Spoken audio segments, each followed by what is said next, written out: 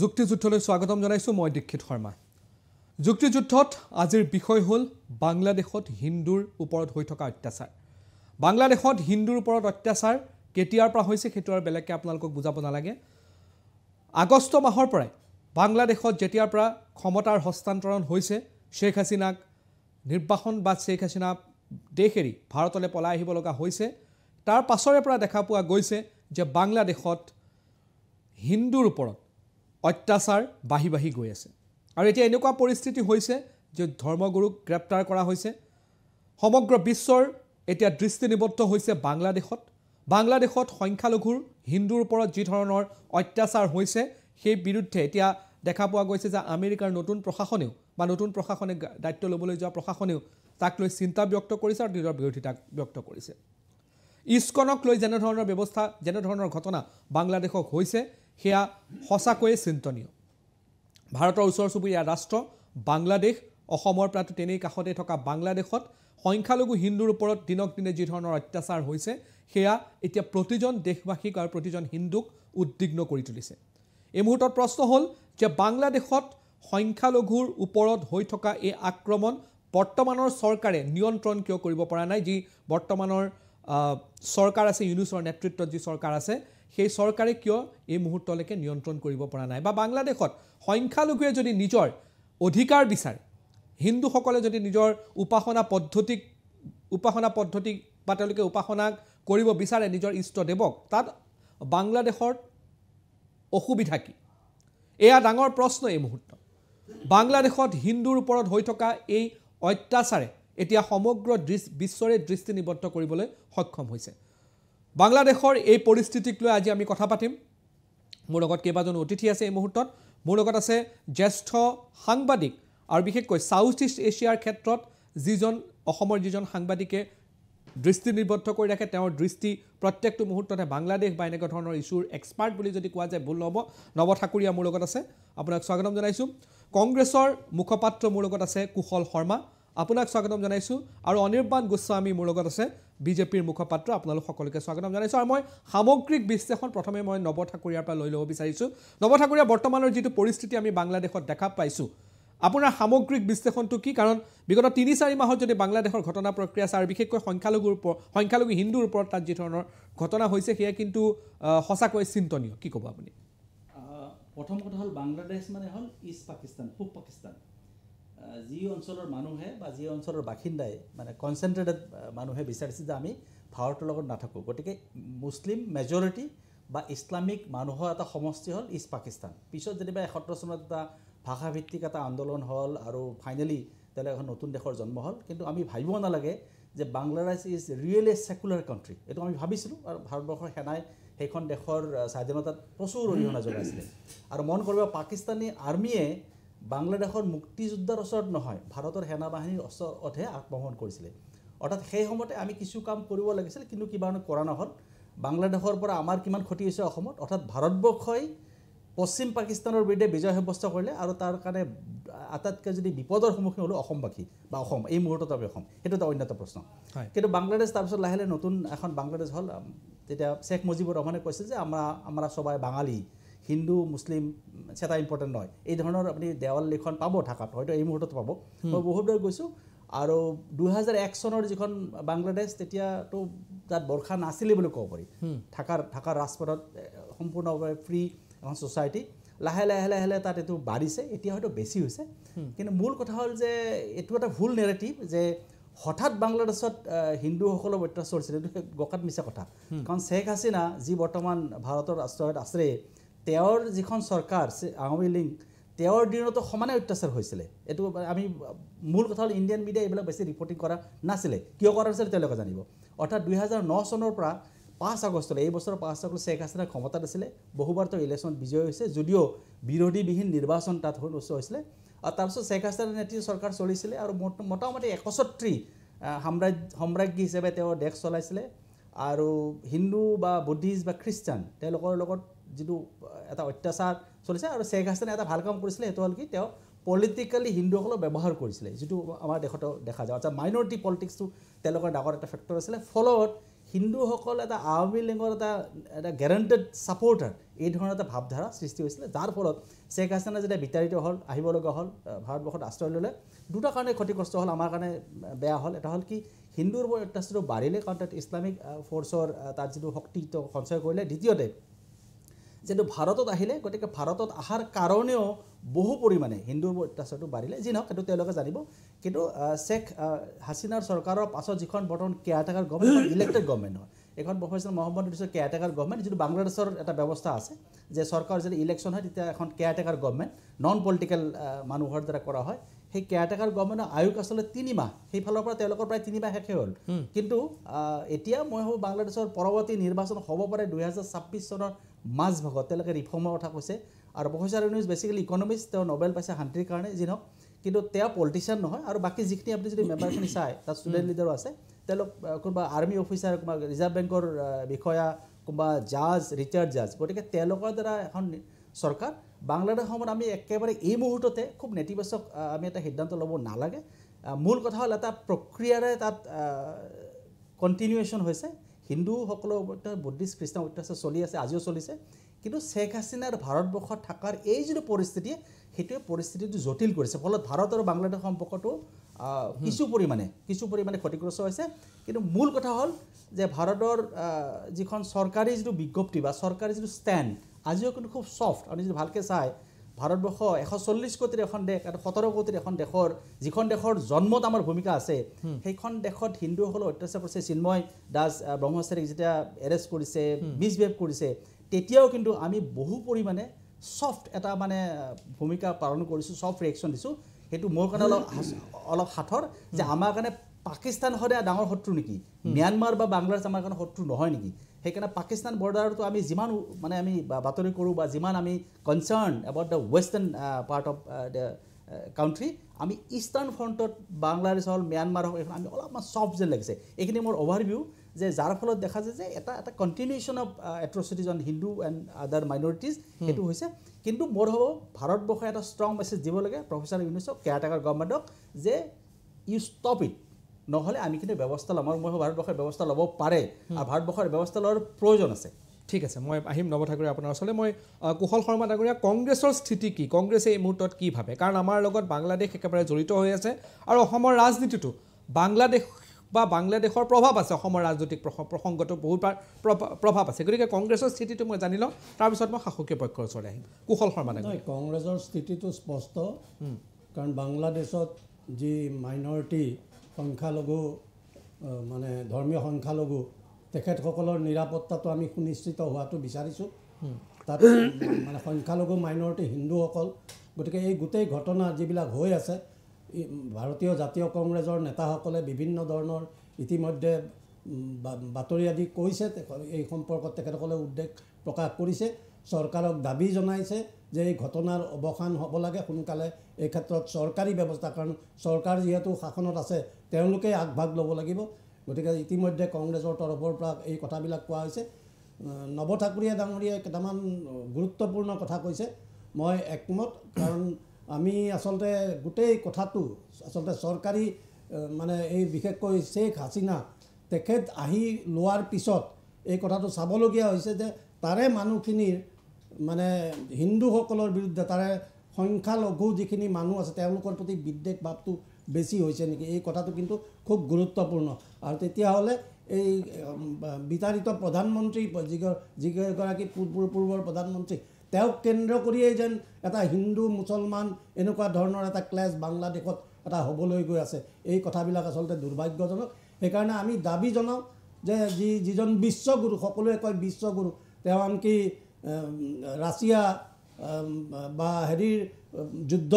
অৱসান ঘটোৱাৰ কাৰণে বা ইজৰাইল পেলেষ্টাইন এইবিলাকৰ ক্ষেত্ৰতো তেওঁ আগভাগ ল'বলৈ তেওঁ ইচ্ছা কৰে। গতিকে আমাৰ লগতে লাগি থকা এই যিখন বাংলাদেশ আছে, বাংলাদেশৰ এই সমস্যা, এই ক্ষেত্ৰত মোদী চৰকাৰে যি ধৰণে তৎকালীন পদক্ষেপ ল'ব লাগিছিল সেই ধৰণে লোৱাটো আমি দেখা নাই। আৰু আমি ভাবোঁ যে এটা ষ্ট্ৰং মেছেজ ইণ্ডিয়া গভৰ্ণমেণ্টৰ পৰা, নৱ ঠাকুৰীয়াৰ লগত মই একমত যে এটা ষ্ট্ৰং মেছেজ যে তাৰে হিন্দুসকলৰ ওপৰত কোনো ধৰণৰ আক্ৰমণ হোৱাটো উচিত নহয়, এই কথাখিনি ভাৰত চৰকাৰে, তাৰ যিখন তত্ত্বাৱধায়ক চৰকাৰ আছে, তেওঁলোকক স্পষ্ট বাৰ্তা দিয়াটো আজিৰ তাৰিখত অতি উচিত বুলি আমি বিবেচনা কৰোঁ। ঠিক আছে, মই বিজেপিৰ মুখপাত্ৰৰ ওচৰলৈ আহিছোঁ, অনিৰ্বাণ গোস্বামী আপোনাৰ ওচৰলৈ আহিছোঁ। আৰু ইতিমধ্যে নৱ ঠাকুৰীয়াই ক'লে আৰু কুশল শৰ্মাই ক'লে যে ভাৰত চৰকাৰে ক'ৰবাত নহয় ক'ৰবাত যিটো এটা দৃঢ় পদক্ষেপ গ্ৰহণ কৰিব লাগিছিল বাংলাদেশৰ ক্ষেত্ৰত বা বাংলাদেশৰ হিন্দুৰ সুৰক্ষাৰ ক্ষেত্ৰত, সেয়া কিন্তু ক'ৰবাত নহয় ক'ৰবাত যেন বিজেপিয়ে সেই দৃঢ়তা দেখুওৱা নাই বুলি বিজেপিৰ বিৰুদ্ধে অভিযোগ আহিছে, য'ত বিজেপিয়ে ইয়াত সনাতন ধৰ্মৰ কথা কয় বা সনাতনী সংস্কৃতিৰ কথা কয়, হিন্দু একত্ৰীকৰণৰ কথা কয়, বটেংগে তো কটেংগে এই ধৰণৰ কথা ইয়াত নিৰ্বাচনী ইছ্যু হয়, য'ত হয় যে এক হে তো ছেফ হে এনেকুৱা ধৰণৰ নিৰ্বাচনী ইছ্যু হয়। তাত ঠিক তেনেধৰণে একেবাৰে ওচৰ চুবুৰীয়া ৰাষ্ট্ৰ বাংলাদেশত হিন্দুৰ ওপৰত এনেধৰণৰ অত্যাচাৰ বিগত সময়ছোৱাত হৈ আছে, কিন্তু বিৰোধীৰো অভিযোগ যে বিজেপি নেতৃত্বাধীন এই হিন্দুত্ববাদী চৰকাৰখনে যি ধৰণৰ পদক্ষেপ ল'ব লাগিছিল সেয়া লোৱা নাই। সঁচাকৈ লোৱা নাই নেকি অনিৰ্বাণ গোস্বামী? নহয়, চাওক, আচলতে বিষয়টো অত্যন্ত স্পৰ্শকাতৰ এই কাৰণেই যে আমাৰ যোৱা 1951 চনৰ পৰা আজিলৈকে বাংলাদেশত হিন্দুৰ সংখ্যা কমিয়ে আহিলে। 22% পৰা আহি পেলাই 8%, এতিয়া 6% তেনেকুৱা ধৰণৰ পালেহি, 4%। কিন্তু মূল বিষয়টো হৈছে এইটো যে এইটো এটা ইণ্টাৰনেশ্যনেল ইছ্যু। নৱদাই কৈছে বিষয়টো গুৰুত্বপূৰ্ণ বিষয় যে আমাৰ 71 চনৰ প্ৰেক্ষাপট আৰু এতিয়াৰ প্ৰেক্ষাপট নৱদাহঁতে খুব ভালদৰে জানিব এইটো বিষয়, আৰু ময়ো অকণমান ক'ব বিচাৰিছোঁ যে 71 চনৰ প্ৰেক্ষাপট আৰু এতিয়াৰ প্ৰেক্ষাপটৰ মাজত পাৰ্থক্য আছে। এতিয়া অলৰেডি 4-5খন কাণ্ট্ৰিয়ে অন্ততঃ পুটিনৰ পৰা আৰম্ভ কৰি বাকী কিছুসংখ্যক দেশে ইতিমধ্যে আৰম্ভ কৰিছে বিভিন্ন ধৰণৰ কথা ক'বৰ কাৰণে যে তৃতীয় বিশ্বযুদ্ধৰ আৰম্ভণি বা এনেকুৱা ধৰণৰ বিষয়বিলাক। যিহেতু এইটো এটা বটেংগে তো কটেংগে, এই হেতু ছেফ হে, এইবিলাক আমাৰ ভিতৰত ঠিক আছে। যেতিয়া আমাৰ পৰা প্ৰথম প্ৰতিক্ৰিয়া গৈছিলে আমাৰ কেন্দ্ৰীয় চৰকাৰৰ পৰা, তেতিয়া তেওঁলোকৰ পৰা এটা প্ৰতিক্ৰিয়া আহিছিল যে এইটো আমাৰ ইণ্টাৰনেল বিষয়। আৰু সেই ইণ্টাৰনেল বিষয় বুলি কোৱাৰ পিছত আজি মাননীয় জয়শংকৰজীয়ে এটা তেখেতৰ ষ্টেটমেণ্ট দিছে। ষ্টেটমেণ্ট এইটোৱে দিছে, ইভেন ষ্টেটমেণ্ট নহয়,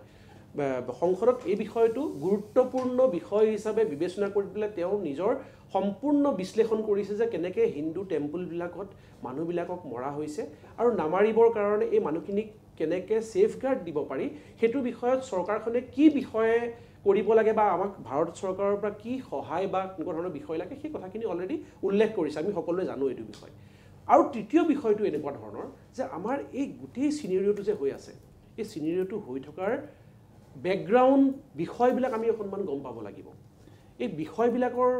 ভিত্তিত আমি ক'ব পাৰোঁ যে 1971 চনত পূব পাকিস্তান বাংলাদেশ হ'ল, পশ্চিম পাকিস্তান হৈ গ'ল। তাৰপিছত সেই সময়ৰ পৰাই পাকিস্তানে অহৰহভাৱে, যেতিয়া মই আপোনাক কৈছোঁ যে 22%ৰ পৰা যদি 8%লৈ, তাৰপিছত পৰৱৰ্তী সময়ত 4%লৈ যদি সনাতনী সমাজ ব্যৱস্থাক বিলিভ কৰা, হিন্দু ব্যৱস্থাত বিলিভ কৰা মানুহৰ সংখ্যা কম হয়। আজি তছলিমা নাছৰিন মহোদয়েও কৈছে যে অকল হিন্দু বুলি নহয়, অকল সনাতন বুলি নহয়, খ্ৰীষ্টিয়ান হওক, বৌদ্ধিষ্ট হওক, তেওঁলোকৰ ওপৰত অত্যন্ত অত্যাচাৰ আৰম্ভ হৈছে। বৌদ্ধিষ্ট, খ্ৰীষ্টিয়ান আৰু তেওঁলোকৰ লগত থকা যিটো ফৰাম আছে, সেই ফৰামটো 1 নম্বৰ, আৰু 2 নম্বৰ যিটো দুৰ্গা পূজা প্ৰতিষ্ঠান আছে, দুৰ্গা পূজা আয়োজন কমিটি আছে, তেওঁলোকে অলৰেডি এখন অপেন লেটাৰ লিখিছে। তাত উল্লেখ কৰিছে যোৱা কেইদিনৰ ভিতৰত 205 জন মানুহৰ ওপৰত এটেক হৈছে। এই কথাখিনি মই এইকাৰণেই উল্লেখ কৰিছোঁ যে আমাৰ কনচাৰ্ণত নথকা নহয়, কেন্দ্ৰীয় চৰকাৰৰ কনচাৰ্ণত নথকা নহয়, কিন্তু অত্যন্ত স্পৰ্শকাতৰ। কটেংগে তো বটেংগে ভাৰতবৰ্ষৰ কাৰণে একদম শুদ্ধ কথা, কিন্তু যিহেতু এটা ইণ্টাৰনেশ্যনেল মেটাৰ, অতি স্পৰ্শকাতৰ বিষয়। কাৰণ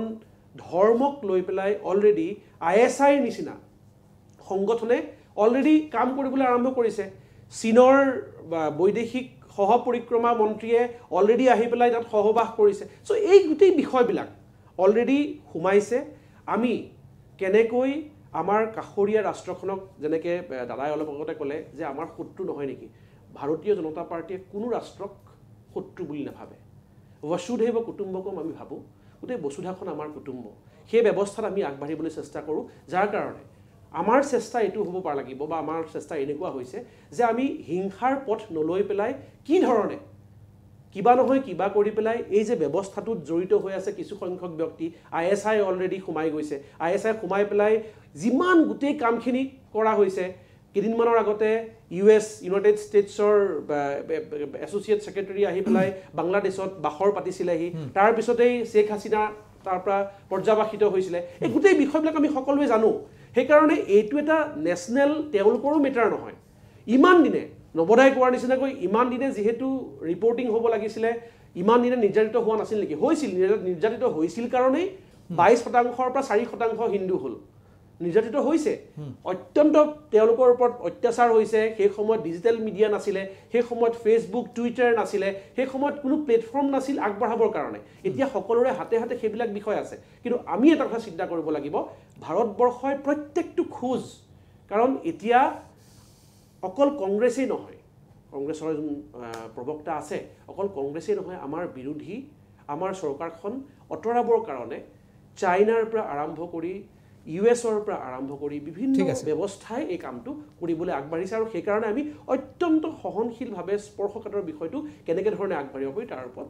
নিবন্ধন ঠিক আছে কুশল শৰ্মা ডাঙৰীয়া এটা প্ৰতিক্ৰিয়া লৈ লওঁ তাৰপিছত মই নৱ ঠাকুৰীয়া আছোঁ নহয় চাওক মানে ভাৰতীয় জনতা পাৰ্টীৰ মুখপাত্ৰগৰাকীয়ে যিটো ইণ্টাৰনেশ্যনেল ৰিলেশ্যন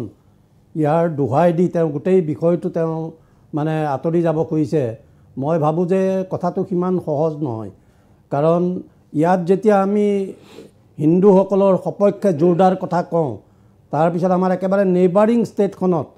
আমি যেতিয়া হিন্দুসকলৰ ওপৰত আক্ৰমণ হয় তাত যদি ভাৰতীয় জনতা পাৰ্টীৰ চৰকাৰ এখন ইমান প্ৰভাৱশালী চৰকাৰ এখন থকাৰ পিছতে আমি এইকাৰণে কৈছোঁ একেবাৰে নেইবাৰিং ষ্টেট কাৰণ তাৰ কথা বাৰ্তাই আমাৰ দেশৰ ইকনমিৰ পৰা আৰম্ভ কৰি জনবিন্যাসৰ পৰা আৰম্ভ কৰি এটা সাংঘাতিক ধৰণৰ বিৰূপ প্ৰতিক্ৰিয়া কৰিব পাৰে গতিকে ইয়াৰ ওপৰত একশ্যনবিলাক কুইক একশ্যন হোৱাটো আছিল দৰকাৰ আছিল আৰু সেইকাৰণেই কৈছোঁ যে ইমান প্ৰভাৱশালী মুখ্যমন্ত্ৰীগৰাকী তেখেত প্ৰধানমন্ত্ৰীগৰাকী তেখেতে কুইক একশ্যন ল'ব লাগিছিল আজি বিদেশ মন্ত্ৰীগৰাকী ইণ্টাৰনেশ্যনেল ইছ্যু হ'লে বিদেশ মন্ত্ৰীগৰাকীৰ তাত কৰণীয় আছিল তেওঁ বিভিন্ন দেশৰ লগত এই কথাবিলাক পাতিব লাগিছিল আজি তেওঁ ইয়াত কোৱা হৈছে যে বিভিন্ন সন্ত্ৰাসবাদী সংগঠনে যদি ব্যৱস্থা কিবা কিবি তাত ষড়যন্ত্ৰ কৰি আছে যদি ষড়যন্ত্ৰই কৰি আছে আমাৰ দেশৰ হেৰিবিলাক ক'ত গ'ল আমাৰ দেশৰ এজেঞ্চিবিলাক ক'ত গ'ল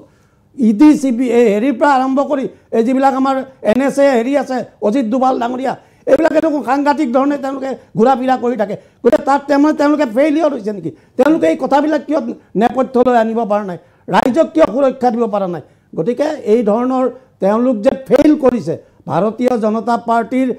এই যে গোটেই কথাটো ক্ষমতা কেন্দ্ৰিক ভাৰতবৰ্ষত ক্ষমতাত থাকিব লাগে তাৰ কাৰণে দৰকাৰ হ'লে চাইনাৰ লগত বৰ্ডাৰৰো সমঝোতা কৰিব কাৰণ ইমান দিন এই কথাবিলাক কৈ আছে তেওঁলোকে যে চাইনাই ভাৰতীয় হেৰি অতিক্ৰম কৰা নাই বুলি এতিয়া তেওঁলোকে আকৌ নতুনকৈ কথা কোৱা আৰম্ভ কৰিছে গতিকে এই কথাবিলাক ভাৰতীয় ৰাইজে জানে তেওঁলোকে নিজৰ সুবিধাৰ কাৰণে কথা কয় আজি আদানীৰ ওপৰত যিবিলাক হেৰি আহিছে এইবিলাকত তেওঁলোক নিমাত তেওঁলোকৰ প্ৰভাৱ আছে আজি মোদী ডাঙৰীয়া তেওঁ ভাল বন্ধু দুইগৰাকী মাৰ্কিন ৰাষ্ট্ৰপতিৰ লগত তেওঁৰ ভাল বন্ধুত্ব আছে কিয় আদানী সম্পৰ্কত তেওঁ এটাও ৰিয়েকশ্যন নিদিয়ে এতিয়া দেশত এতিয়া হেৰি সংসদ চলি আছে আজি আলোচনা হোৱা নাই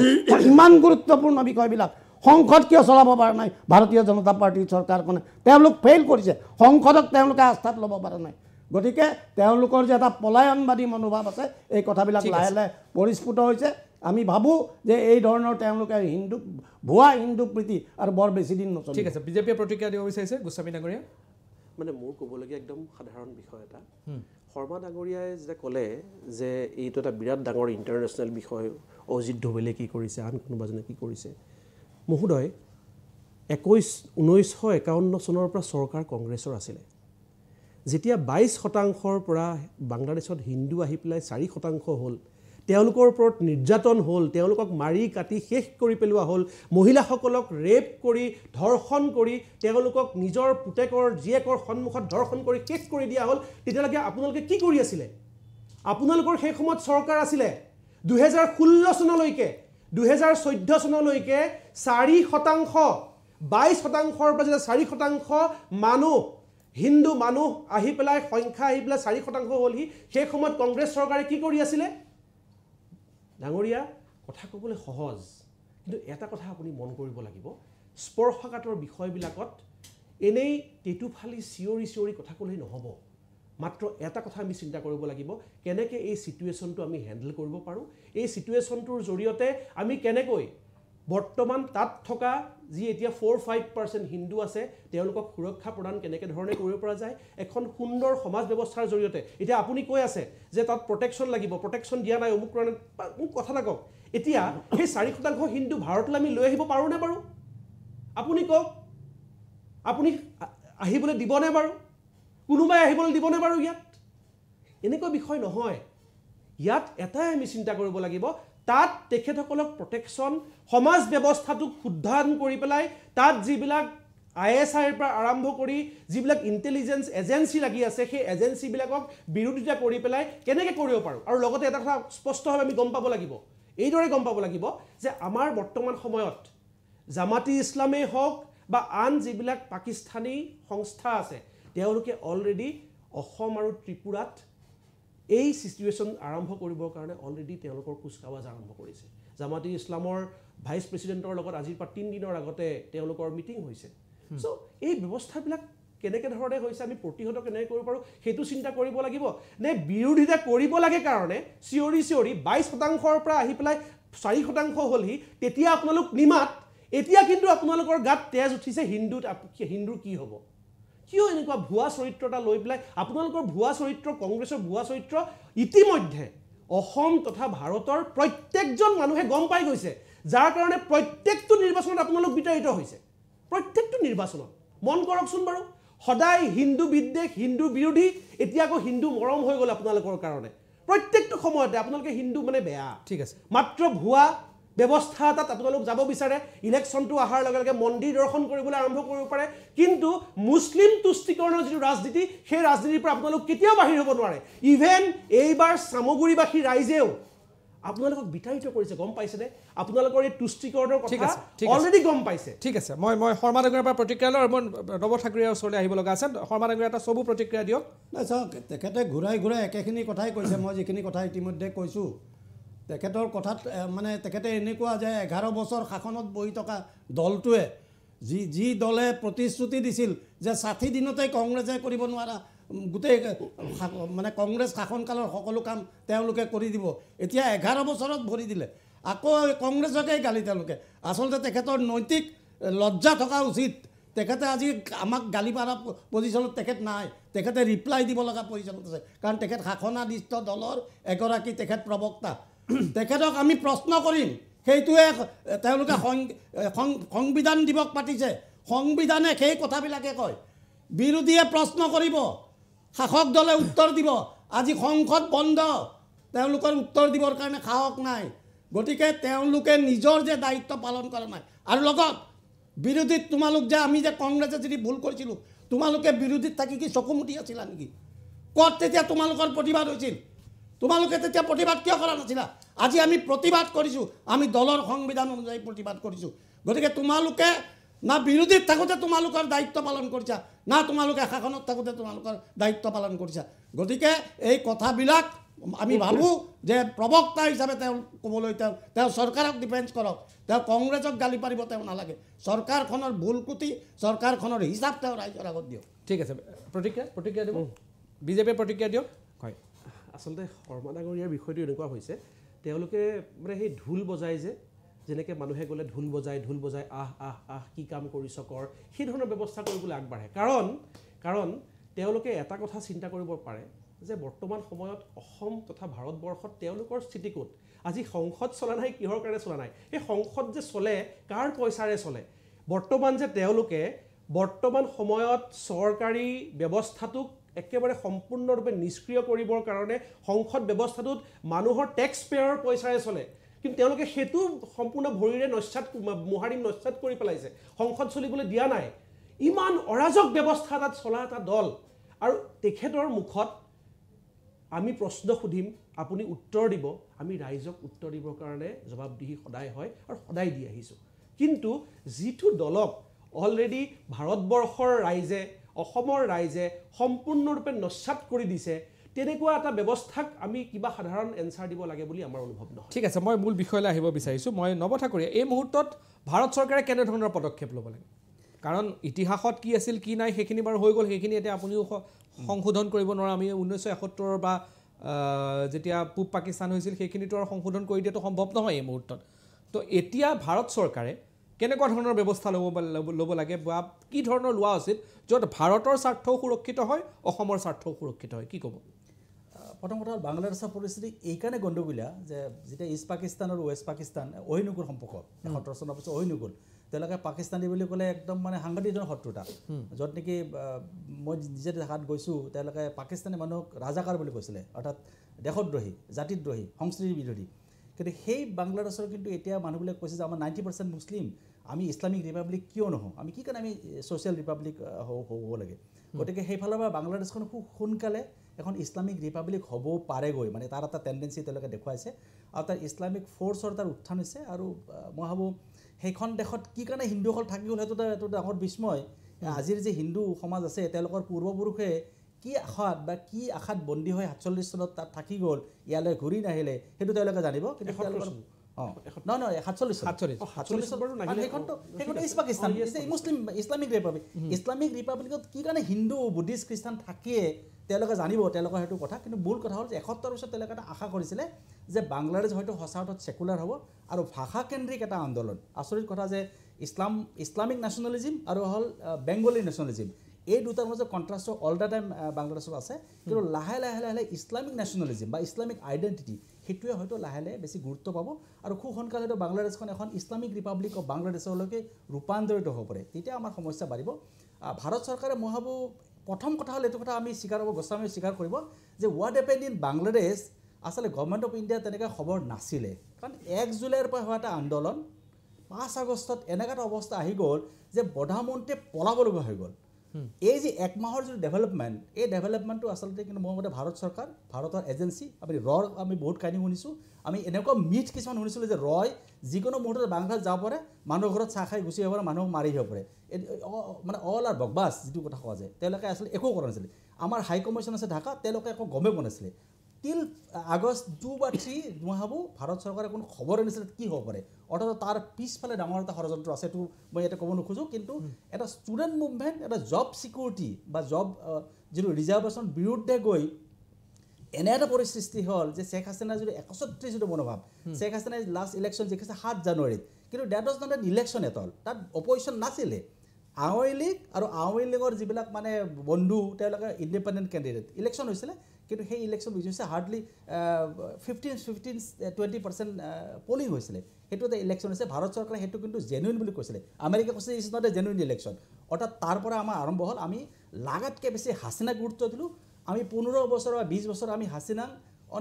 বেটিং অন এ ৰং হৰ্চ বুলি কোৱা যায় অৰ্থাৎ হাছিনাক বাদ দি আমি BNP অথবা ষ্টুডেণ্ট লিডাৰ অথবা অন্য কোনো ফ'ৰ্চৰ লগত আমি সম্পৰ্ক নাৰাখিলোঁ যি মুহূৰ্তত হাছিনাৰ পতন হ'ল আৱামী লীগ বিধ্বস্ত হৈ গ'ল তাৰ ষ্টুডেণ্ট তাৰ বাংলাদেশী নাগৰিকে হাছিনাক মাৰিম বুলি ঠিক কৰিলে পিটিম বুলি ঠিক কৰিলে ভাৰতবৰ্ষই আশ্ৰয় দিলে খুব ভাল কথা কিন্তু ভাৰতবৰ্ষ হয়তো ভাবা নাছিলে নতুন দিল্লী ভাবা নাছিলে যে হাছিনা ইমান ঘৃণিত চৰিত্ৰ যে পৃথিৱীত ইমানখন মুছলিম কাণ্ট্ৰি আছে কোনো এখন মুছলিম কাণ্ট্ৰি আজিলৈকে ভাৰতক প্ৰশংসা কৰা নাই যে আপুনি হাছিনা আনি খুব ভাল কাম কৰিলে কোনো এখন মুছলিম কাণ্ট্ৰি আজিলৈ কোৱা নাই যে হাছিনাই যদি তাত আপোনালোকৰ তাত যদি বেয়া পাইছে আমাৰ তাত আহক ভাৰত চৰকাৰে প্ৰথম ৰিয়েকশ্যন আছিল এটা আৰ্জেণ্ট ৰিকুৱেষ্টত আমি তেওঁক আশ্ৰয় দিছোঁ কিন্তু ভাৰতবৰ্ষৰ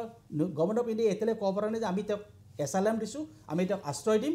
মোৰ মতে প্ৰধানমন্ত্ৰীয়ে সেই লাইনটো কোৱাটো জৰুৰী আছিলে যে আমি এগৰাকী প্ৰিমিয়াৰ আমাৰ নেইবাৰিং কাণ্ট্ৰি এটা লেডি প্ৰিমিয়াৰক আমি আশ্ৰয় দিছোঁ ইটছ ফাইন ইটছ আমাৰ ডিউটি এইটো আমি ধৰিছোঁ তাৰ মানে এইটো নহয় যে বাংলাদেশত হিন্দুসকলৰ অত্যাচাৰ চলিব এটা ষ্টেটমেণ্ট উই এক্সপেক্টেড সেইটো প্ৰধানমন্ত্ৰীয়ে নিদিলে আজিলৈকে দিয়া নাই সেইটো এটা মই ভাবোঁ আমাৰ কাৰণে বিড়ম্বনা আমাৰ কাৰণে দুখৰ কথা আজিও মই কোৱা নাই যুদ্ধ হ'ব লাগে এই 71 যুদ্ধ মই ক'ব কোৱা নাই মই মানে 71 যুদ্ধ আমি ক'ব নালাগিছিলে কি কাৰণে হ'ব লাগে ইষ্ট পাকিস্তান ৰাষ্ট্ৰঘাত ভাৰতবৰ্ষ কি কাৰণে হ'ব লাগে সোমাই গৈ এই যে লাখ লাখ বিদেশী অসমত আহিলে তেওঁলোকক ৰিটাৰ্ণ কৰাৰ কাৰণে মুজিবৰ কিয় ৰিকুৱেষ্ট কৰা নহ'ল গতিকে সেইবিলাক ভুল হৈ গ'ল হিষ্টৰিকেল আমি ব্লাণ্ডাৰ আমি কৰিলোঁ কিন্তু এই মুহূৰ্তত ভাৰতবৰ্ষৰ stand to little bit of clear হওঁতে ভাল যে আমি সনাতন সভ্যতাৰ আমি দেশ আমাৰ হাজাৰ বছৰৰ ঐতিহ্য আছে লিগেচি আছে কিন্তু বাংলাদেশৰ মাইনৰিটিৰ ক্ষেত্ৰত বাংলাদেশ চৰকাৰ সেইটো ইউনিছ হওক সেইটো খালেদা জিয়া হওক সেইটো হাছিনা হওক বা অন্য তাৰিক আহমেদ হওক তেওঁলোকে কিন্তু মাইনৰিটি ৰক্ষা কৰিব লাগিব কাৰণ বাংলাদেশে আমাৰ ওপৰত বহু পৰিমাণে নিৰ্ভৰশীল বাংলাদেশে ভাৰতবৰ্ষক বাদ দি তেওঁলোকে টিকিব নোৱাৰিব কিন্তু সেই যিটো কথাখিনি ক'বলৈ আমাৰ ক'ৰবাত হয় আমি এলেহুৱা হৈছোঁ নতুবা আমি বেছি ভদ্ৰ হৈছোঁ নতুবা আমি ভয়াতুৰ হৈছোঁ কাৰণটো কি বুলি ভাবে ইয়াৰ কাৰণটো কি আচলতে মই নাজানো এটা কথাটো হ'ব পাৰে যে ভাৰতবৰ্ষই কাজিয়া বিচাৰিছোঁ গোস্বামী যিটো কথা কৈছে যে আমি কাজিয়া বিচাৰোঁ আমি সমিলমিল কিন্তু মই ভাবোঁ সমিলমিলৰ মোৰ সম্ভাৱনা মোৰ মতে নাই কাৰণ বাংলাদেশ যদি ইছলামিক ৰিপাব্লিক হয় তে ইছলামিক ৰিপাব্লিকৰ লগত আমি সমিলমিল কৰি লাভ নাই যদি পাৰিলোঁ হয় পাকিস্তানকে পাৰিলোঁ হয় গতিকে সেইটো সম্ভৱ নহয় গতিকে এজ এ নেশ্যন আমি আমাৰ কামটো কৰিব লাগে বাংলাদেশত ইউনুছক বেছিকৈ আমি চিঞৰ বাখৰ কৰিছোঁ গালি পাৰিছোঁ এটা ভাল হৈছে কি ভাৰতবৰ্ষৰ যিটো মেইন ষ্ট্ৰীম মিডিয়া এইবিলাক ৰিপৰ্টিং কৰা নাছিল নে ক'ত কৰিছিলে অসমত যে ইমান বাংলাদেশী বিদেশী আছে ক'ত তেওঁলোকে ৰিপৰ্টিং কৰিছিলে আজি তেওঁলোকৰ গাত লাগিছে কাৰণ আজি এটা পৰিস্থিতি বেলেগ হৈছে সেইকাৰণে আজি বেছি প্ৰচাৰ হৈছে কিন্তু বাংলাদেশৰ হিন্দু মন্দিৰ অত্যাচাৰ হিন্দু মানুহক অত্যাচাৰ হিন্দু মানুহৰ মাটি দখল তেওঁলোকৰ কথা খেদি পঠা এইটো অল এন হৈ আছে নহ'লে ইমান পাৰ্চেণ্টেজ কমি নাই যিটো কথা গোস্বামী কৈছে মই তাৰপাছতো কিন্তু ভাৰতবৰ্ষৰ ৰেছপেক্টিভ গভৰ্ণমেণ্ট কংগ্ৰেছ বিজেপি বা অন্য গভৰ্ণমেণ্টে এইটো আমি একশ্যন লোৱা নাছিলোঁ মই ভাবোঁ ইজ এ হাই টাইম আমি এটলিষ্ট ষ্টেটমেণ্ট এটা দিব পাৰোঁ আমি ক'ব পাৰোঁ যে ইউনুছ ভাই তুমি ভাই এই কামটো নকৰিবা আমাৰ মানুহখিনি অত্যাচাৰ নকৰিবা কাৰণ এইটো যদি কৰা হয় আমি কিন্তু বেছিদিন চাই থাকিব নোৱাৰিম যুদ্ধ ঘোষণা নহয় ন' ৱাৰ কিন্তু কথা হ'ল কি আমি এটা ষ্টেটমেণ্ট লৈ আমি লিটিল বিট অফ মানে কাৱাৰ্ডৰ দৰে বিহেভিয়াৰ কৰিছোঁ নেকি হয় গোস্বামী ডাঙৰীয়া আজি নৱদা আপুনি চাগে গম পায় আজি সংসদত মাননীয় জয়শংকৰ ডাঙৰীয়াই নিজৰ ষ্টেটমেণ্ট আৰু ক্লিয়াৰ কৰিছে যে তেওঁ কৈছে যে যিটো অত্যাচাৰ বৰ্তমান সময়ত হৈ আছে এই অত্যাচাৰ কেতিয়াও গ্ৰহণযোগ্য নহয় আৰু যিসমূহ মন্দিৰ অলৰেডি ধ্বংস কৰি দিয়া হৈছে যিবিলাক মানুহক এনেকৈ ধৰণে নিৰ্যাতিত কৰা হৈছে এইটো কেতিয়াও গ্ৰহণযোগ্য নহয় সেইকাৰণে এই কৰ্মসমূহৰ পৰা দূৰত থাকি পেলাই মানুহক কিমান প্ৰটেক্ট কৰিব পাৰি তাৰ কাৰণে বাংলাদেশৰ যিখন তদানীন্তন চৰকাৰ মানে গাৰ্জেন চৰকাৰ তেওঁলোকক অলৰেডি কোৱা হৈছে আৰু ইয়াতকৈ বেছি আপুনি যিটো কমেণ্টৰ কথা কৈ আছে comment already given this is third time now the third time already আমি আমাৰ ফালৰ পৰা এক্সচেঞ্জ থাৰ্ড টাইম আজি তৃতীয়বাৰ সংসদত হৈছে এটা কথা মই কৈ ৰাখোঁ প্ৰফেচাৰ ইউনুছে এটা ইণ্টাৰভিউত PTIক কৈছিলে যে শ্বেখ হাছিনা ভাৰতবৰ্ষক আশ্ৰয় দিছে খুব ভাল কথা কিন্তু এই শ্বেখ হাছিনাৰ মুখখন বন্ধ কৰিব দিয়ক কিমান লাজৰ কথা মানে সেইটো আমি আচলতে ৰিয়েক্ট কৰিব লাগিছিলে আৰে আমি আশ্ৰয় দিছোঁ এগৰাকী মহিলাক তেওঁ কথা কৈছে হু আৰ ইউ তোমালোকে নিজৰ দেশখন খেদি পঠাইছা তোমালোকে দেশৰ প্ৰিমিয়াৰক খেদি পঠাইছা আৰু তেওঁ কথা ক'ব নক'ব ডেট উইল ডিচাইড কিন্তু ভাৰতবৰ্ষটো মানি লৈছে আৰু মই নকৰোঁ শ্বেখ হাছিনা প্ৰথম যেতিয়া ভাৰতবৰ্ষত আহিলে 5 আগষ্ট বা 10 আগষ্ট বহুতকেইটা ষ্টেটমেণ্ট দিছে আনকি তেওঁৰ পুত্ৰ আমেৰিকাৰ পৰা ষ্টেটমেণ্ট দিছে হঠাৎ ভাৰত চৰকাৰে গম পালে যিটো কথা ভাল নহ'ল এতিয়া শ্বেখ হাছিনা মাতবোল বন্ধ হৈ আছে অৰ্থাৎ তেওঁক আইচলেট কৰি ৰখা হৈছে শ্বেখ হাছিনা ভাৰতবৰ্ষ আছেনে নাই আমি আচলতে নাজানো চৰকাৰে কৈছে আছে ইজ ফাইন মানে আছে হয়তো কিন্তু তেওঁৰ যিটো মুখখন বন্ধ কৰা হ'ল তাৰমানে ইউনুছৰ কথা তেওঁলোকে কৰিলে আৰু ইউনুছে বাৰে বাৰে কৈছে যে যদি বাংলাদেশ যদি জ্বলে উত্তৰ পূব জ্বলিব ম্যানমাৰ জ্বলিব আমি তেতিয়া মনে মনে থাকিলোঁ অৰ্থাৎ প্ৰফেচাৰ ইউনুছ এটা ইকনমিষ্ট নোবেল লৰে ডেফিনেটলি কিন্তু তেওঁ মানে চিজন পলিটিচিয়ান নহয় তেওঁ কথাটো ভুল হয় মই আগতেও কৈছোঁ এইটো কথা এইটো এটা বিৰাট ডাঙৰ ইণ্টাৰনেশ্যনেল ষড়যন্ত্ৰৰ আওতাত আহি পেলাই কৰা এটা কাৰ্য যিটো আপুনি কৈছে কোনোবা ফেইলিয়াৰ হৈছে কোনোবা ফেইলিয়াৰ হোৱা নাই কোনোবা ভালদৰে কাম কৰিছে কাৰণ তেওঁলোকৰ কামেই হৈছে একদম প্ৰথমৰ পৰা চিকেন নেকৰ পৰা নৰ্থ ইষ্টক আঁতৰাই এই গোটেই ম্যানমাৰৰ পৰা আৰম্ভ কৰি পেলাই বাংলাদেশ নৰ্থ ইষ্ট ম্যানমাৰক লৈ পেলাই এখন মুছলমান কাণ্ট্ৰি গঢ়াৰ এটা বিৰাট ডাঙৰ ষড়যন্ত্ৰ সেই 2051 চনৰ 1947ৰ পৰা অলৰেডি চলি আছিল সেইবিলাক হিষ্ট্ৰী বা সেইবিলাক কথা আমি বিভিন্ন ঠাইত পঢ়িছোঁ বা কৈছোঁ ইটছ এ বিগ মেটাৰ কিন্তু এতিয়াৰ কথাটো আমি চিন্তা কৰিব লাগিব যে বৰ্তমান সময়ত যিটো আপুনি ক'লে যে ষ্টেটমেণ্ট দিয়া বা তেওঁলোকৰ ওপৰত কথা নোকোৱা মই আপোনাক আগতেও কৈছোঁ যে এতিয়া তদানীন্তন প্ৰাইম মিনিষ্টাৰ প্ৰেছিডেণ্টজনৰ ওপৰত বাংলাদেশৰ তেওঁৰ ওপৰত বহুত বেছি কমেণ্ট দি পেলাই তেওঁৰ লগত যুঁজি লোৱাটো ভাৰত চৰকাৰৰ কোনো ধৰণৰ মানে এটা মানে সঠিক কাম হ'ব বুলি পেলাই চাগৈ ভবা নাই আৰু সেইকাৰণে হোৱা নাই নম্বৰ 1 কথা নম্বৰ 2 কথা ইণ্টাৰনেশ্যনেল সমাজত ৰাজনৈতিক সমাজত মই কংগ্ৰেছৰ প্ৰবক্তাজনক ক'ব বিচাৰোঁ বৰ্তমান সময়ত আমাৰ ভাৰতবৰ্ষৰ স্থিতি ইণ্টাৰনেশ্যনেল ফৰামত কি সেইটো আপোনাৰ পৰা চাৰ্টিফিকেট আমাক নালাগে 2 নম্বৰ বিষয় 3 নম্বৰ বিষয় বৰ্তমান সময়ত আজি যদি কংগ্ৰেছ চৰকাৰটো কৰিব নোৱাৰে বাদ দিয়ক কিন্তু কংগ্ৰেছ চৰকাৰ হোৱা হ'লে এই যিমান কেইখন ইছলামিষ্ট কাণ্ট্ৰি আছে সেই কাণ্ট্ৰিসকলে বৰ্তমান সময়ত সুখেৰে থাকিব দিলেহেঁতেন নে বাৰু নিদিলেহেঁতেন সেইটোবোৰ আমি হেঁতেন কথা পাতি লাভ নাই কিন্তু অত্যন্ত গুৰুত্বপূৰ্ণ বিষয় এইটো যে এগৰাকী ব্যক্তি বাংলাদেশৰ পৰা আহিছে এগৰাকী মহিলা প্ৰধানমন্ত্ৰী তাত নিৰ্যাতিত হৈছে বা তাত অপসাৰিত হৈ পেলাই ইয়ালৈ আহিছে ইয়াত অহাৰ পিছত সুৰক্ষা দিয়া হৈছে সুৰক্ষা দিয়াৰ পিছত তেখেত আছে তেওঁ কমেণ্ট কৰিছে তাৰপিছত তেওঁ কমেণ্ট বন্ধ কৰিছে সেইটো এটা মেটাৰ কিন্তু মূল মেটাৰটো হৈছে এইটোৱেই যে এটা আন্তঃৰাষ্ট্ৰীয় এটা প্ৰক্ৰিয়াৰ জৰিয়তে গোটেই ভাৰতবৰ্ষৰ কাষৰ বাংলাদেশ নৰ্থ ইষ্ট ম্যানমাৰ সকলোকে মানে শেষ কৰাৰ মানে এখন ইছলামিক কাণ্ট্ৰি কৰাৰ এটা বিৰাট ব্যৱস্থা কৰিছে আৰু তাৰ কাৰণে তেওঁলোকে বাছি ওলাইছে এজন ইকনমিষ্ট যাৰ এটা ফেচ আছে সেই ফেচটোৰ জৰিয়তে তেওঁলোকে বিচাৰিছে যে এওঁক ইউজ কৰিব লাগে ঠিক আছে কংগ্ৰেছে কি ক'ব কুশল শৰ্মা ডাঙৰীয়া প্ৰতিক্ৰিয়া কি দিব বিচাৰিব ইয়াত নাই চাওক এই কথাখিনিতো বিজেপিয়ে কৈ থাকে তেখেতসকলে তেওঁ আগতেও কৈছে আজি এতিয়াও আকৌ কৈছে কিন্তু মই ভাবোঁ যে তেওঁলোক যেতিয়া ইমান শক্তিশালী মোদী ডাঙৰীয়াৰ চৰকাৰ ইমান শক্তিশালী এইবিলাক সৰু সুৰা হেৰিয়ে কিবা সাহস কৰিব বুলি আমি নাভাবোঁ আচলতে হিন্দুক ভয় খুৱাবলৈ তেওঁলোকৰ এটা ৰণনীতি যেনে লাগে তেওঁলোকে হিন্দুসকলক মানে ভয় খুৱায় আৰু ভোট লোৱাৰ কাৰণ তেওঁলোকৰ কৌশল বহুত আজিকালি তেওঁলোকে ইলেকশ্যন এটা কেনেকৈ জিকিব লাগে সেই কথাটো তেওঁলোকে খুব ভালকৈ জানো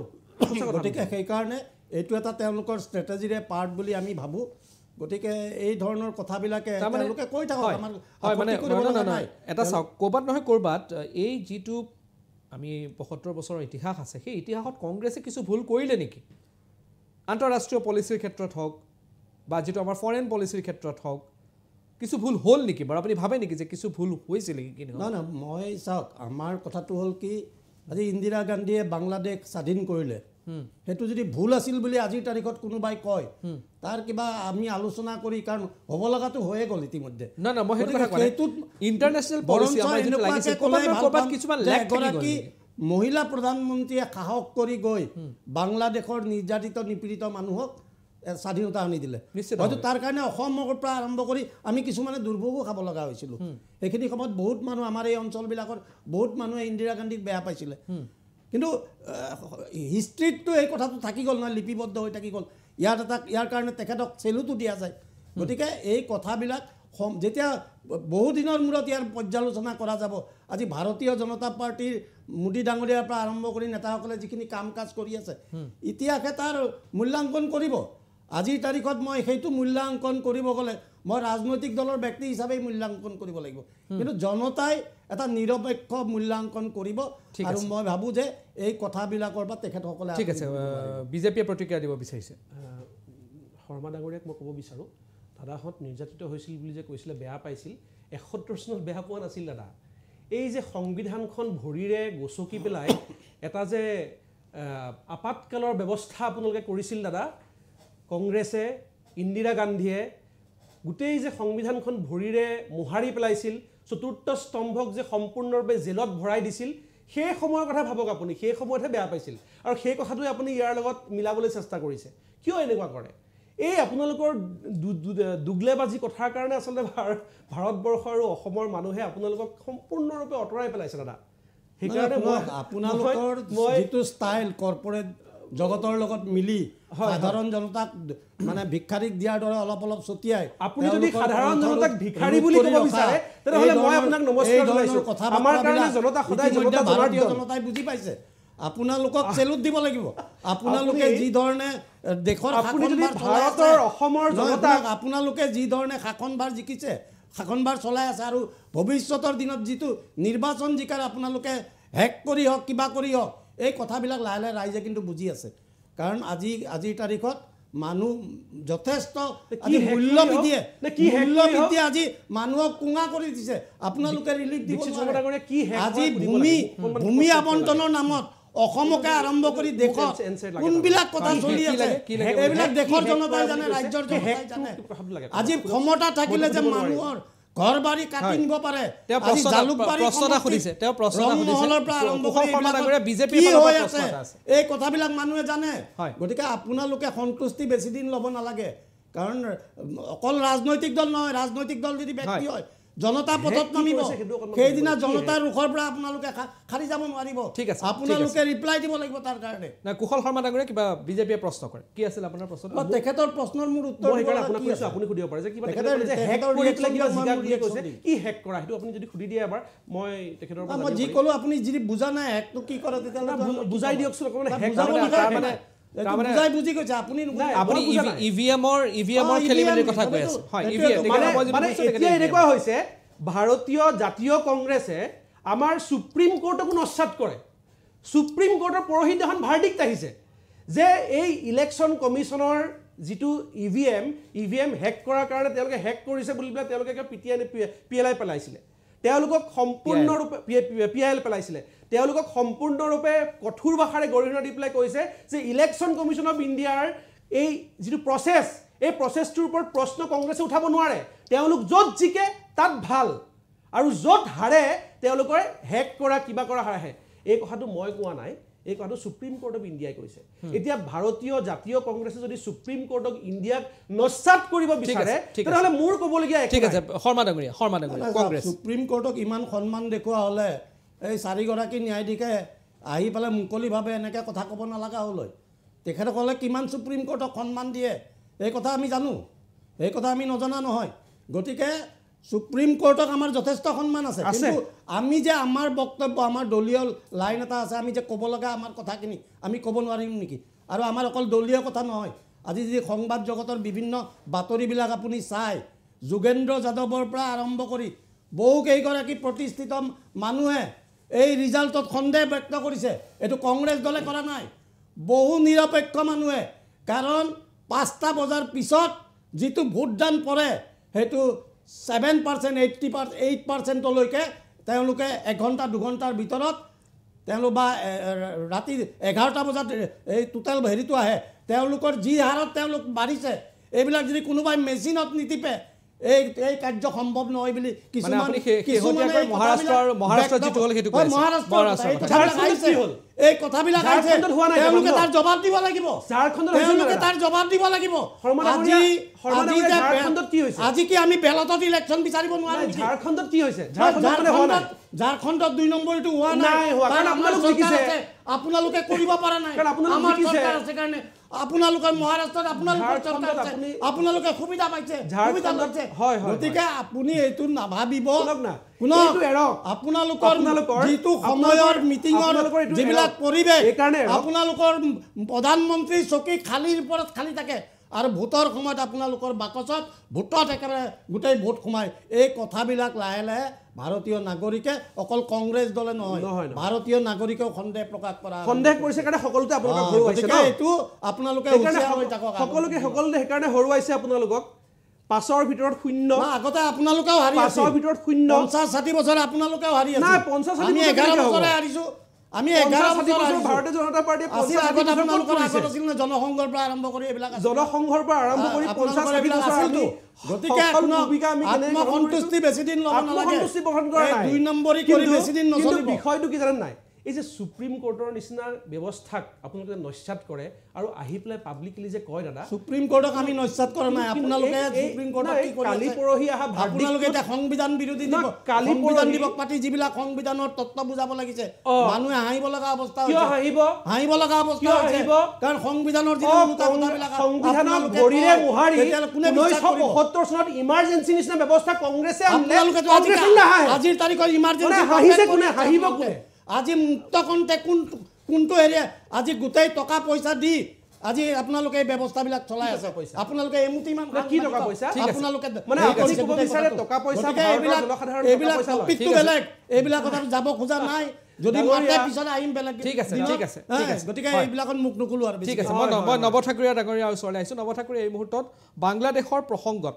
এতিয়া মই যদি আপোনাক সুধোঁ এইটো অসমৰ কাৰণে কিমান ডাঙৰ থ্ৰেট অসমৰ কাৰণে কিমান ডাঙৰ থ্ৰেট বুলি আপুনি ভাবে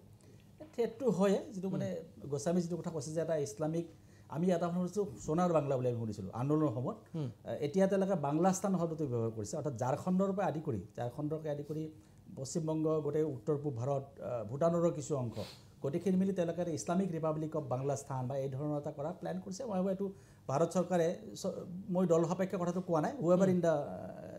চেণ্ট্ৰেল গভৰ্ণমেণ্ট তেওঁলোকে কিন্তু ভালকৈ খবৰ ৰাখিব লাগিব আৰু এইটো কথা মই বাৰে বাৰে কৈছোঁ যে পশ্চিম সীমান্তত আমি যদি অত্যন্ত সক্ৰিয় very very active very proactive তে পূব সীমান্তত আমি দুৰ্বল হ'ব নোৱাৰিব মানে কাৰণ ম্যানমাৰৰ পৰা আমাৰ সমানে সমস্যা আহিব পাৰে কাৰণ ম্যানমাৰত এখন গৃহযুদ্ধ চলি আছে তাৰো কি ফল হয় আমি ঠিক গম পোৱা নাই আৰ্মি তাত কিমান দিন থাকে আৰু যে আৰ্মি যদি হাৰি যায় তাত এথনিক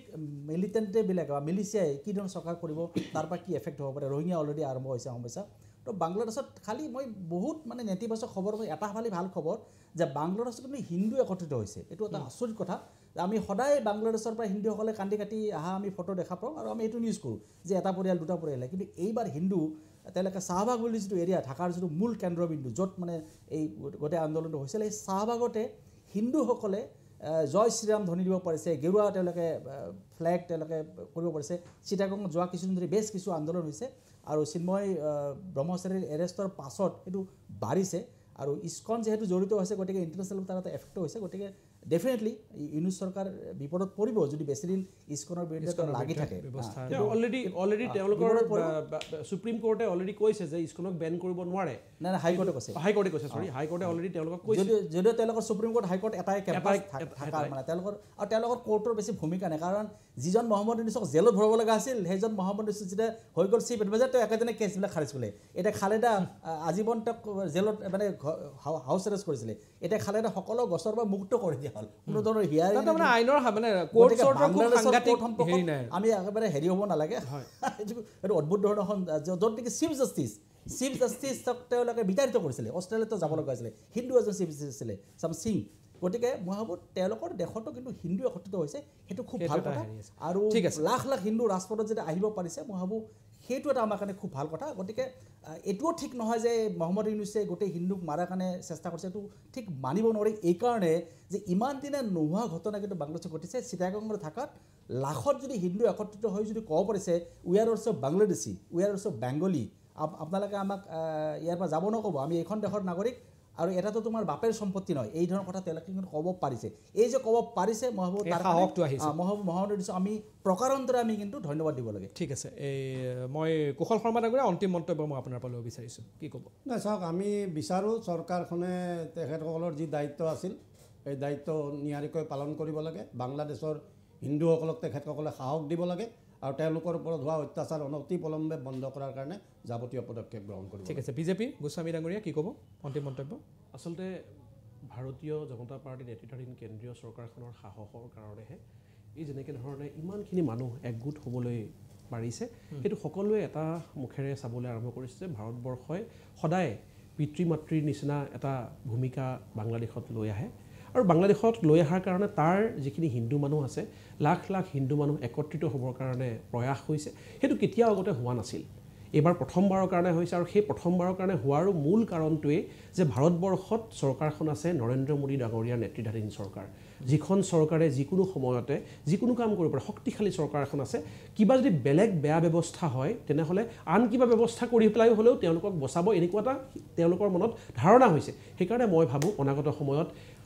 বাংলাদেশৰ হিন্দুসকলৰ সুৰক্ষিত হ'ব আৰু তেওঁলোকেও বাংলাদেশত বাংলাদেশী হিচাপে বাংলা হিচাপে তেওঁলোকেও নিজে ক'বলৈ আৰম্ভ কৰিব আমাৰ সোণাৰ বাংলা আৰু সোণাৰ বাংলা হিচাপে এখন সুন্দৰ ৰাষ্ট্ৰ হিচাপে বাংলাদেশো সুন্দৰভাৱে ভাৰতবৰ্ষৰ লগত আগবাঢ়ি যাব ঠিক আছে নৱ ঠাকুৰে মই এটা শব্দত আপোনাৰ পৰা অন্তিম হোপ ফৰ দ্য বেষ্ট আমি আশা কৰোঁ যে বাংলাদেশৰ নিৰ্বাচন হ'ব 2026 চনত এটা সংস্কাৰৰ পিছত তেওঁলোকে নিৰ্বাচন পাতিবলৈ কৈছে নিৰ্বাচনটো হওক আৰু ইনক্লুচিভ এটা যদি ইলেকশ্যন মানে 26লৈকে এইখন কেয়াৰটেকাৰ গভৰ্ণমেণ্টে থাকিব তাত 25 টু অল এৰাউণ্ড থাকি যাব তাত ইলেকশ্যন কথা এতিয়ালৈ অহাই নাই আৰু যদিহে ইউনুছৰ অন্য ধৰণৰ কিবা সমস্যা নহয় তেওঁৰ বয়স হৈছে বহুত কিন্তু 26ৰ মাজ ভাগত তেওঁলোকে ইলেকশ্যন এটা পাতিব পাৰে যদি ইলেকশ্যন পাতে আমি আশা কৰিম এটা ষ্টেবল ডেম'ক্ৰেটিক ৰিজিম এটা যাতে থাকাত এষ্টাব্লিছ হয় আৰু ভাৰতবৰ্ষৰ ডেফিনেটলি সম্পৰ্ক ৰক্ষা হ'ব লাগে কিন্তু লগে লগে তাত যিখিনি মাইনৰিটি বুদ্ধিষ্ট খ্ৰীষ্টান আৰু হিন্দু তেওঁলোকৰ কাৰণে আমি কিন্তু মাত মাতি থকাটো জৰুৰী হ'ব ধন্যবাদ জনাইছোঁ কুশল শৰ্মা নৱ ঠাকুৰীয়া আৰু অনিৰ্বাণ গোস্বামী আপোনালোক তিনিজনকে ধন্যবাদ জনাইছোঁ বাংলাদেশত সংখ্যালঘুৰ ওপৰত যি ধৰণৰ আক্ৰমণ হৈছে মই ভাবোঁ বাংলাদেশ চৰকাৰে গুৰুত্ব দিয়া উচিত কাৰণ ভাৰতবৰ্ষতো সংখ্যালঘুক তেনেধৰণে সুৰক্ষা প্ৰদান কৰা হয় আৰু বাংলাদেশতো মাইনৰিটি হিন্দুক সুৰক্ষা দিব লাগে সেয়া দায়িত্ব ধৰ্মনিৰপেক্ষ যদি কোৱা যায় দেশখনক তেতিয়াহ'লে সেয়া দায়িত্ব হয় আৰু আন্তঃৰাষ্ট্ৰীয় প্ৰেক্ষাপটতো আন্তঃৰাষ্ট্ৰীয় যিসমূহ সংস্থা আছে তেওঁলোকৰো দায়িত্ব হয় তাত কি ধৰণৰ আছে বা নাই সেই সকলোবোৰ চাব লাগে আৰু বাংলাদেশত হিন্দু যদি সুৰক্ষিত হয় বা নহয় তেতিয়াহ'লে কিন্তু ইয়াৰ পৰিণাম কি হ'ব সেয়া নিশ্চিতভাৱে আমি সকলোৱে বিবেচনা কৰিব লাগিব আৰু যিহেতু বাংলাদেশ আমাৰ অসমৰ একেবাৰে কাষতে থকা বাংলাদেশ ভাৰতৰ অসমৰ ৰাজনীতিৰ এটা অসমৰ ৰাজনীতিৰ প্ৰভাৱিত কৰা যিসমূহ বিষয় আছে সেই বিষয়ৰ ভিতৰত বাংলাদেশো এটা অত্যন্ত গুৰুত্বপূৰ্ণ বিষয় কাৰণ বাংলাদেশী নাগৰিককে লৈ পেলাই NRCৰ পৰা আৰম্ভ কৰি বিদেশী বিতৰণৰ আন্দোলনৰ পৰা আৰম্ভ কৰি আৰু বিগত যদি আপুনি ৩-৪টা দশকৰ অসমৰ ৰাজনীতি চোৱা যায় বাংলাদেশ আৰু বাংলাদেশী এটা বৰ গুৰুত্বপূৰ্ণ ভূমিকা আৰু স্থানত আছে আৰু মই ভাবোঁ শান্তি সকলো স্থানতে আহিব লাগে বাংলাদেশত শান্তি হ'লে অসমতো শান্তি আহিব সকলো স্থানতে শান্তি আহিব গতিকে অশান্তিৰ কেন্দ্ৰ বাংলাদেশ শান্ত হওক তাৰে আমি প্ৰাৰ্থনা জনাইছোঁ আৰু এই অনুষ্ঠানৰ পৰা মই যুক্তিযুদ্ধৰ পৰা মই টিকেট শৰ্মাই বিদায় লৈছোঁ ধন্যবাদ নমস্কাৰ